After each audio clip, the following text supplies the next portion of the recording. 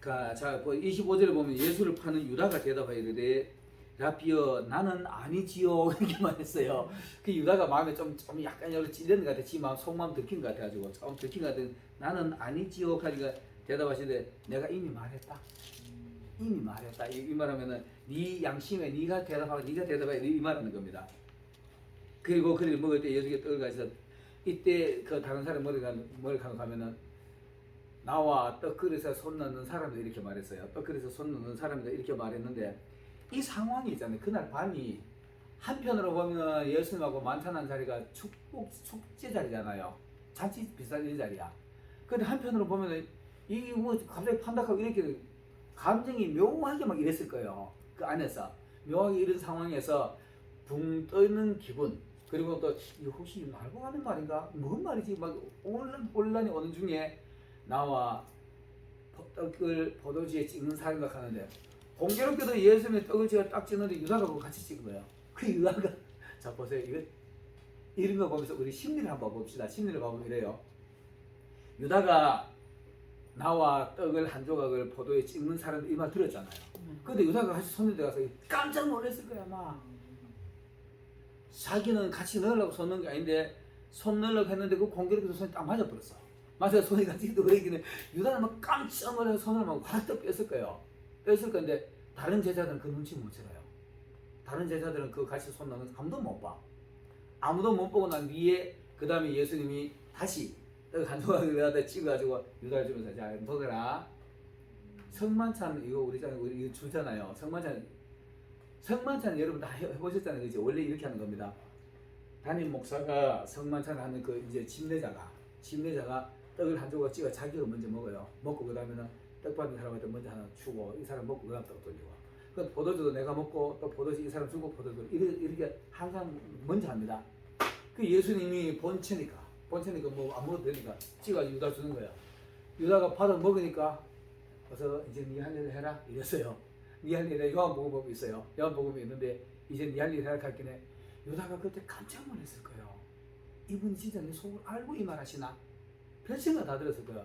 그게 유다가 그 말을 듣자마자 자기 속마음 들켰으니까 거기 앉아있을 게 밀망스러웠을 겁니다. 밀망스러우니까 거기서 변명 한마디 안 하고 나갔어요. 변명 한마디 하고 밖으로 뛰어나갔어요. 뛰어나는데 요즘에 만약에 사람들이 이런 속마음까지 들켜가지고 내가 하는 것도 보니까 그래 이렇게 네 등 돌릴 놈이니까 그래 니 속으로 그 등 돌릴까봐 절대로 안 하고 딱 잡고 떼고 이럴 거예요. 근데 유다는 그래 안 잡고 뗐다니까. 안 잡고 떼고 막 겁이 나서 막 도망가 버렸다니까. 도망 나는데 거기에 보면은 이미 날이 어두워가지고 깜깜한 밤이 유다가 밖에 나는데 깜깜한 밤이라 이렇게 돼 있어요. 깜깜한 밤인데 유다가 밖에 나가지고 얼마나 고민했을까. 저분이 진짜 내 마음 알고 저랬을까. 내를 판단하는 거 알고 그랬을까. 그러면 진짜 내가 저 팔면은 저 유다 저 제사장들이 예수님 진짜 죽일까? 온갖 고민 다 했을 거 아닙니까? 예수님 그 죽는다 그랬으니까 그죠? 죽는다 그러니까 그런 막 고민했을 거예요. 그런데 유다는 생각에 에이 사람도 못 간다 설마 그러려고 하고 진짜가 듣는 거예요. 그러고 난 내가 진짜 바로 본 거예요. 바로 버렸는데 거기 또 한편은 이렇게 있습니다. 유다도 제자 중에 똑똑한 사람 중에 들어가니까 자기도 예수님이 왕이 되면은 큰 자리 한 자리 깨찰 줄 알았어요. 최소한도 재무부 장관, 그죠? 재무부 장관 정도 하나 깨찰 거라 생각하고 이러는데 이분이 쿠데타 할 줄 알았는데 쿠데타는 안 하고 계속 딴소리만 하니까 답답했을 거예요. 여기 제자들 전부 다 그랬어요. 제자들 전부 다 그리고 오늘은 쿠데타 하겠지.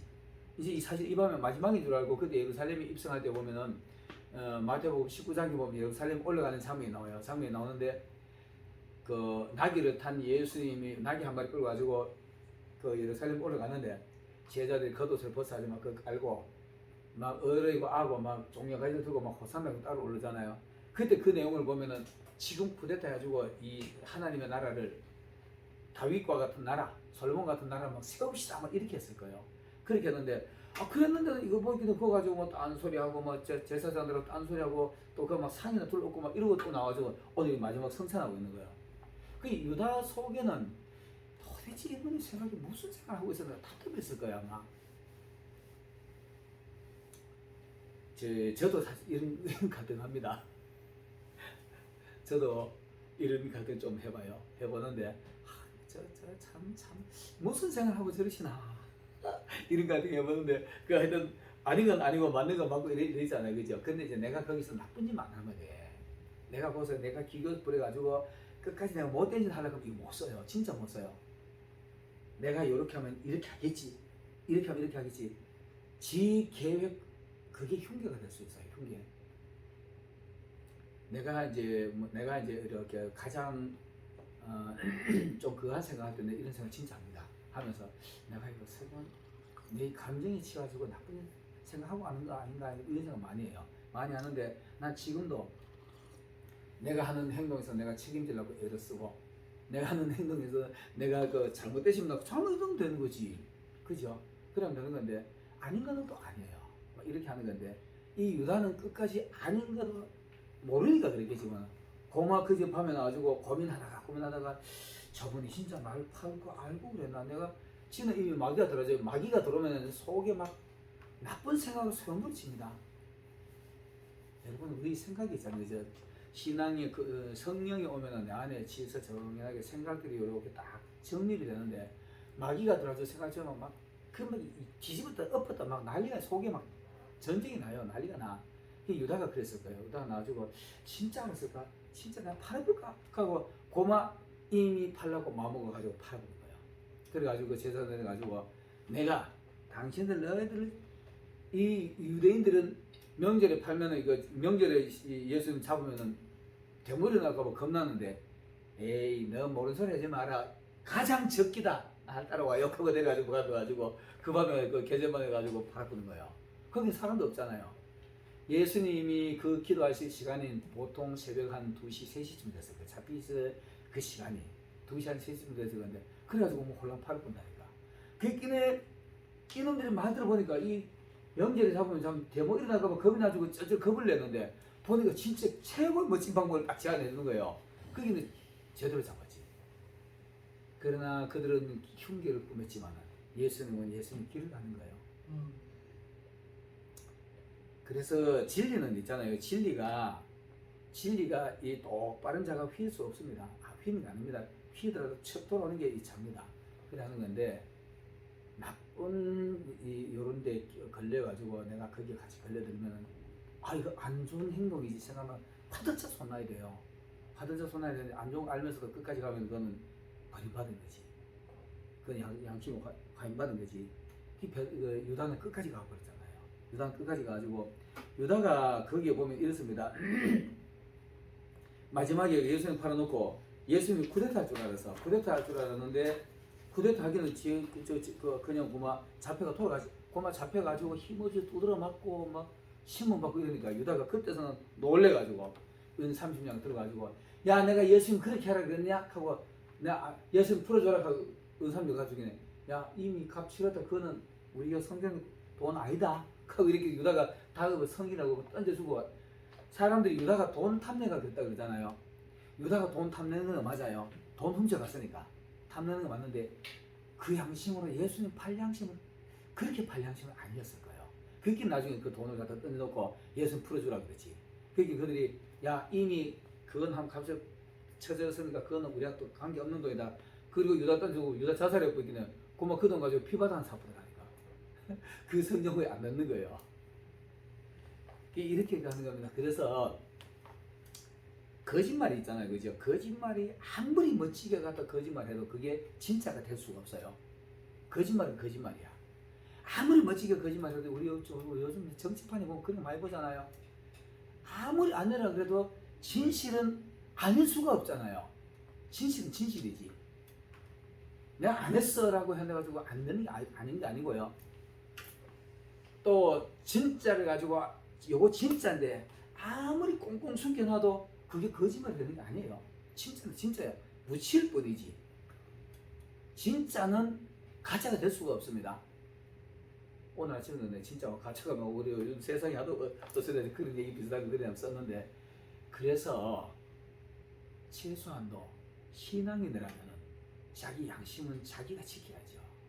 자기 양심 자기가 지키고 거짓에 덤을 치지 말고 좀 정직하려고 애를 써야 되고 설령 내가 실수를 했더라도 알고 잘못했더라도 반성해야지요. 반성했는데 반성은 그냥 끝까지 움켜가지고 주머니에 넣어놓고는 없다 없나 그게 요소 주머니에 들은 게 없나? 있지. 마음의 주머니에다가 거짓말을 갖다 넣어놓고 아무리 갖다 감싸놔도 거짓말이야. 거짓말이 진실이 될 수가 없습니다. 그게 목요일에 일어나는 일들입니다. 그 다음에 중보기도 요한복음 17장에 나오죠. 요한복음 17장에 보면은 중보기도 나오는데 이 중보기도 보면은 이 중보기도라는 말이 있잖아요, 그죠? 이거 중보는 예수님 하시는 겁니다. 중보는 사람이 중보자가 될 수 없어요. 사람은 중보자가 될 수 없고 우리가 대신에 도고 기도한다 이런 표현을 할 수 있는데 중보자는 한 분입니다, 예수님. 우리가 이제 뭐 그냥 중보기도 하자 그 의미는 그 도고 기도의 의미이기 때문에 큰 문제될 건 아닌데 그래도 중보자는 예수님 한 분밖에 없는 거예요. 그래서 예수님이 요한복음 17장에 보면은 아버지여 내 얘기를 항상 들어주셨고 나와 항상 함께 해주신 것 감사하고 아버지께서 나에게 모든 거 다 맡겨주신 것 같이 너희들 다 맡겨주신 것 나도 얘들이 여뚱에 데려다니면서 다 가르쳤고 얘들이 나를 아버지께로 온 줄 알았습니다. 그렇기 때문에 아버지가 나에게 맡기신 것을 나도 이들에게 맡깁니다. 그게 전도입니다. 세상을 우리가 맡겨주는 거예요. 세상을 우리가 정복하고 다스리는 거예요. 정복하고 다스리는 건데 그거를 예수님이 하나님 앞에 받아가지고 그 받은 예수님 그건 예수님 정권이잖아요. 하나님을 받았으니까 그걸 우리한테 또 주시는 거예요. 근데 우리가 그걸 정상적으로 쓰면 칭찬되지만 잘못 쓰면 주인한테 나기 안 맞지. 그게 이제 중보기도입니다. 중보기도 내용이 그런 거예요. 그래서 나도 이들에게 다 맡겨가지고 그리고 이들이 내가 아버지께로 온 줄을 알았습니다. 그리고 아버지여 이들을 끝까지 잘 보존해 주세요.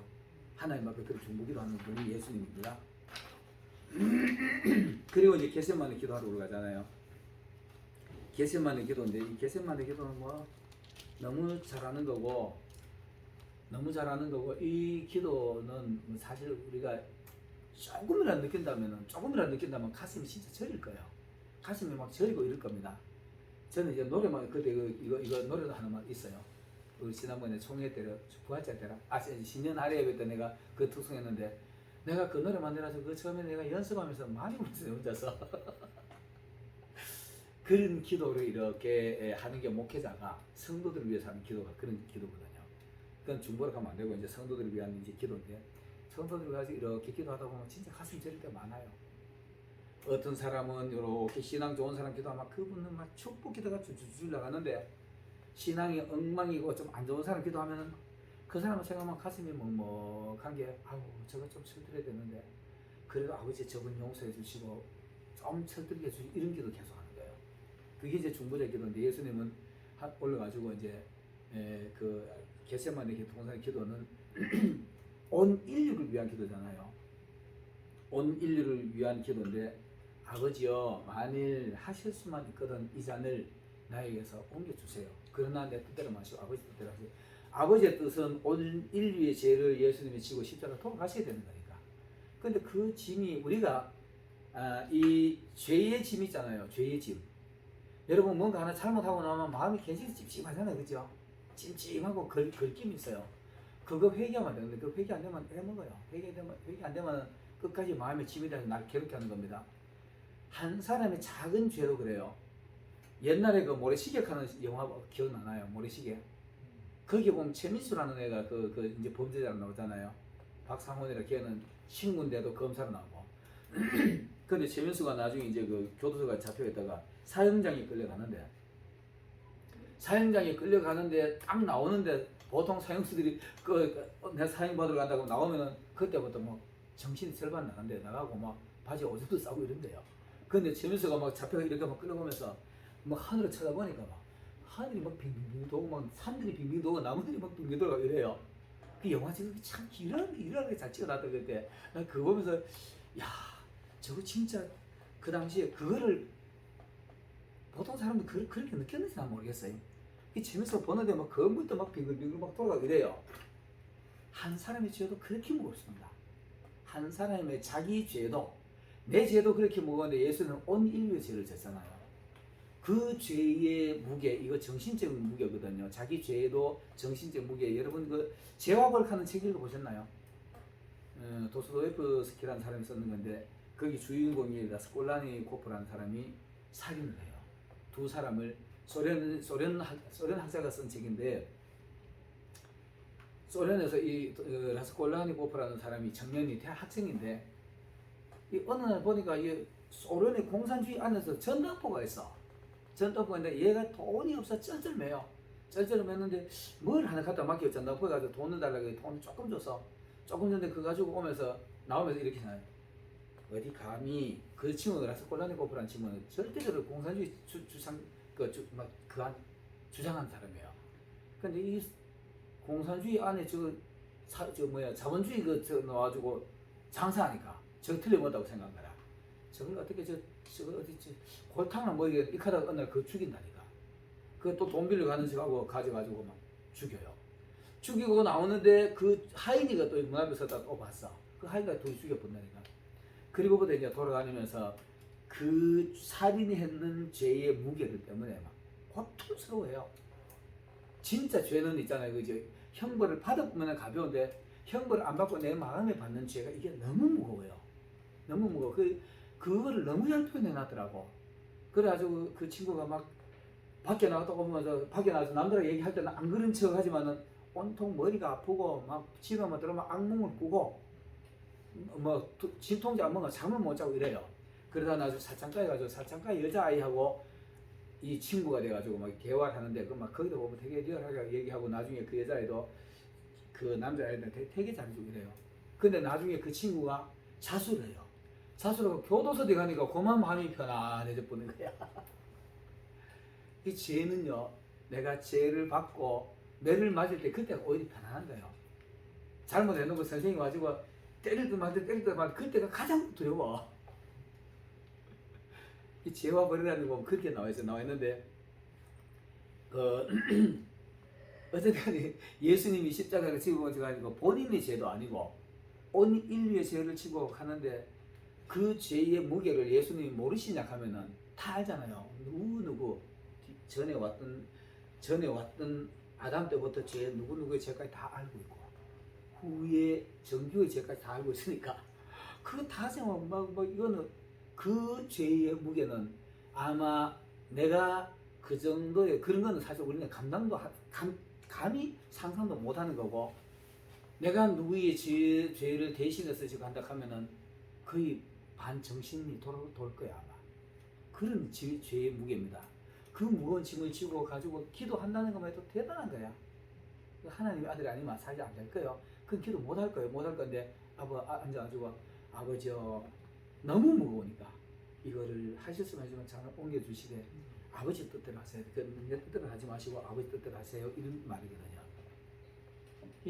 뭐 어떤 분들은 예수님이 십자가에 매 맞는 거 이거 아픔 이런 얘기 하잖아요. 예수님 십자가에 매 맞고 이런 거는 예수님한테는 가벼웠을 거예요. 오히려 온 인류의 죄의 짐의 무게, 이 무게는 우리는 감히 상상도 못하는 무게입니다. 이런 무게를 가지고 겟세마니가 기도하고 있는 거예요. 기도하고 있는데 여러분은 어떠세요? 예수님 지금도 하늘에서 기도하고 계시잖아요. 우리 지금도 졸고 있어. 솔직히요. 기도하다가도 졸고 지금 우리 가기도 하다가도 졸고